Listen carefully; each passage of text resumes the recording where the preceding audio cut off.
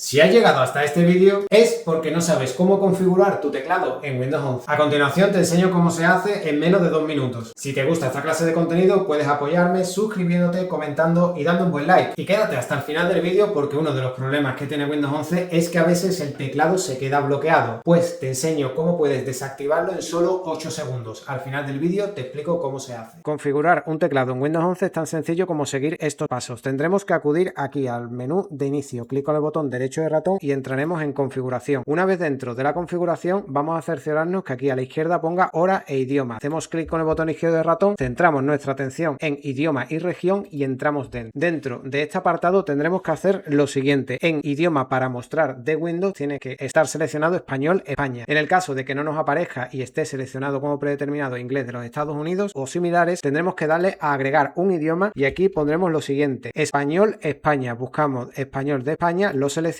le damos a siguiente y marcamos todas estas casillas y sobre todo en preferencias de idiomas le damos a establecer como idioma para mostrar de Windows. Bien, pues ya lo tenemos instalado y muy importante, si el idioma nos aparece aquí abajo tendremos que moverlo arriba, ya que al ponerlo más arriba va a ser el idioma predominante, así que siempre procura que el español esté situado aquí arriba. Bien, ¿qué más cosas deberemos de hacer? Pues mira, ya está instalado el paquete de idiomas en español. Ahora vamos a configurar lo que sería el teclado. Para ello, veis aquí que hay tres puntitos horizontales, pues hacemos clic con el botón izquierdo del ratón y pone opciones de idioma. Entramos dentro y nos va a salir este apartado: paquete de idioma instalado, escritura básica instalado, revisión ortográfica solo formas verbales, aquí en escritura a mano instalado. Todo esto lo dejamos tal cual. Y ahora, muy importante, en teclados, donde pone teclados instalados, aquí puede agregar un teclado. Pues muy importante que esté seleccionado el teclado español QWERTY, o si eres de Latinoamérica, el Latinoamérica QWERTY. ¿Cuál es el teclado QWERTY? ¿Cómo puedo diferenciarlo? Pues mira, te voy a dejar aquí una foto. El teclado QWERTY es el que empieza por la Q, W, E, R, T, Y.